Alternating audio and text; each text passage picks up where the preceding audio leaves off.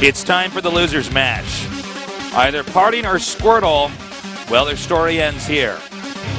I think Parting, I think he should 2-0 this. Yeah, well, this is like the old matchmaking system in Wings of Liberty, where like at the top left or the top right of the screen it says slightly favored or highly favored, or like at the top left of the screen it says Parting is highly favored. But if it was Hearthstone, well, it would definitely show for both of them as a worthy opponent. That's true. That's true. Not a paste eater, or have they changed that in Hearthstone yet? Not yet.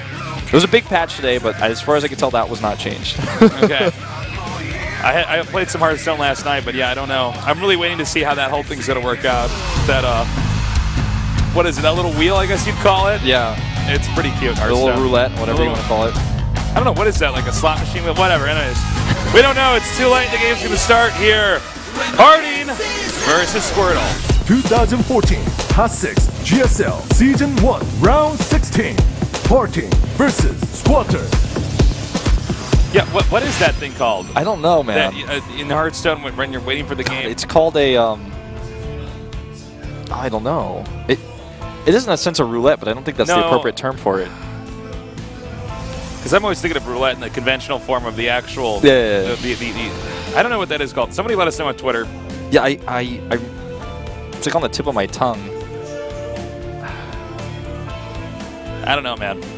Well, we're going to have cross spawns here, so there could be quite a bit of downtime in this PvP. Yeah, we'll just see. We'll keep our eyes peeled for anything out of the ordinary. Otherwise, it most likely will just be a standard opener where they get their cybernetic score out, and then they show us from there what they have planned. What's your favorite class in Hearthstone to play, actually? Well, personally, my favorite's Warlock. I love Warlock. I think it's so fun. You're a handlock, aren't you? I'm handlock, yeah. You have really big hands. I do. Thank you. Handlock Warlock is my favorite. I was playing that early on. Then a lot of people said it wasn't that good, and then it kind of went back into style for a little bit here. Yeah. I like Control Druid as well. Yeah, got a little bit of a nerf recently with that Tink Master. Got totally randomized. Yeah. I don't know if I should get rid of Tink Master in my deck yet. I'm gonna keep him for now. Oh, he's not in my deck anymore, but I'm not gonna disenchant him because I feel like there could be a time later where I want to use him. I like just generally don't disenchant my legendaries. It seems like yeah. I guess you could use Tink Master. Let's say that he was nothing on the board and he put out Ragnaros, or he put out like Deathwing or something. And then you're like, okay, I have an answer to this. I just turn this unit up, but otherwise it just seems like too much of a gamble. For sure. I guess like if you're doing an aggro deck too, if you have like a 1/1 on the board, if you're playing a Paladin, you might turn your 1/1 into a 5/5, possibly, if that's all that you have else on the board. Yeah, I suppose if you had that situation in hand, yeah, then it could be quite good. Well, in this game so far, we haven't seen the tech just yet. Both of them going to go Warp Gate research. Wow, Twilight Council before Warp Gate? That looks like DTs to me, Tasteless. I got to agree, Wolf. I think that should be very, very quick DTs. Pretty good for but the we map. have a proxy already over here for Party. Now, if you get that proxy up right away, and he's actually, it looks like he might be going for Blink Stalkers. We'll have to see. It could be DTs as well here for Party, and just DTs at a much more paced way.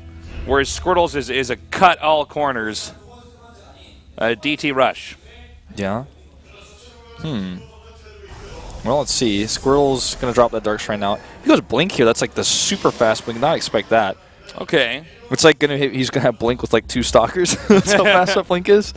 Obviously, I'm exaggerating here, but the faster warp-in point definitely for Parting for his Blink. Unless he goes DTs, if he's the one who goes DTs. Nope, he's going for Blink as well. So it's a Blink be Blink. Yeah. Faster Blink for... That quicker Blink is not going to help Squirtle out that much. Especially because it doesn't have a warp-in point. Yeah, this second and third gate for Parting are starting up quicker. Okay.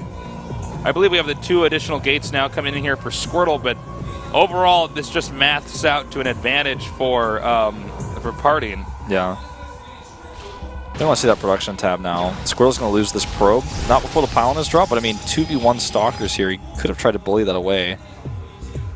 But he still knows his 4 Paladin is closer. And he's even going to come here on the main base, see the blink of his opponent, and could even time warp these probes. It wouldn't be a bad choice. He's going to try to kill some before that. 1 goes down. Squirtle is in trouble. Yeah, Squirtle already taking some blows early on here. He's actually really screwing everything up here. And he recalls back. Peace. He's out of there. Okay. Well, now we have Parting going for that 4th gate. I got to say, already, I just see Parting just winning this. It's similar builds, but the way that they're both getting to the same place, one has a lead, the other one does not. Yeah, he's going to have to recall this, perhaps? Not quite. We'll save it. Damn, One very more close shot, there. Or 2 more shots. But I mean, it's still, the Mothership Core is a bit out of position, doesn't have a lot of hit points left. Not going to be as useful for the defense. If he has to recall at home to defend, which he just did, it means he doesn't have enough energy for an overcharge.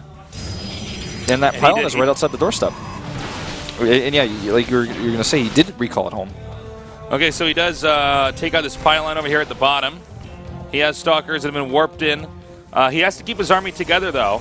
If Stalkers can isolate smaller groups of Stalkers, they're just it's gonna snowball to that guy who's better grouped together. Oh, he's going to try to catch these, but this is 3v4. He doesn't bring the rest of his Stalkers around, so Squirtle will actually win this fight. Well, unless he's too nervous to engage it.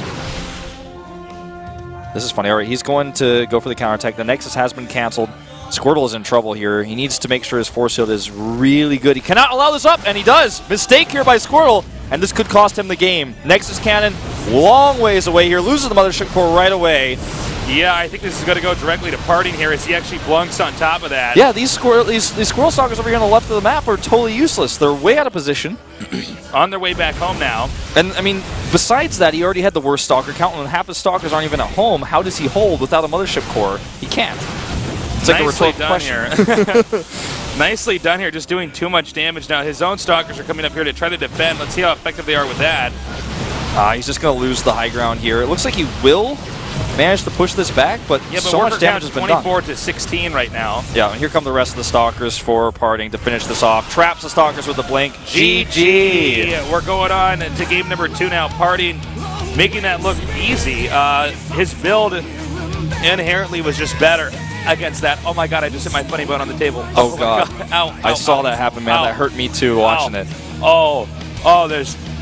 I think, ow. There's nothing funny about the funny bone. Yeah, why is it called the funny bone and not the funny bone and not the alien pain bone? Oh, wow. Okay. That must be what Squirtle feels like after losing that game. Yeah. Damn, I just racked my elbow on that table. Well, Parting just racked him there, man, with that build. Squirtle got a faster blink, which is not too useful in this situation. His Stalkers on the left side of the map were completely isolated, doing nothing. He didn't have the faster forward warping point. He had to recall his Mothership home, which then wasn't ready for the defense. This is interesting. Squirtle picks Habitation Station. I wonder what he's got in store for us here. It's another one-on-one map. These maps have been very popular. You know, there's so many different tricks in PvP, so many builds that you can do to your opponent. What does he have on this map that also has gold minerals? Is he actually going to do anything sneaky, or is he just going to play a standard game and try to get that gold base? I have a feeling he's either going to blink here, or he may even do like a 10 gateway, 3 gateway pressure like we saw on Yunsu earlier. Something like that. I don't think beating Parting in a straight-up game is going to happen for him. Parting has just got more experience. We saw him play almost a perfect game against his teammate. We're to the late game. They both maxed out almost identical unit counts. Can Squirtle really compete with that? We're going to see, excuse me, Parting up against Squirtle. Parting is up 1 game. Squirtle, the underdog here in this group, has got a long road ahead of him before he can make it out. Can he do it starting here? We're going to find out soon here at GOMTV.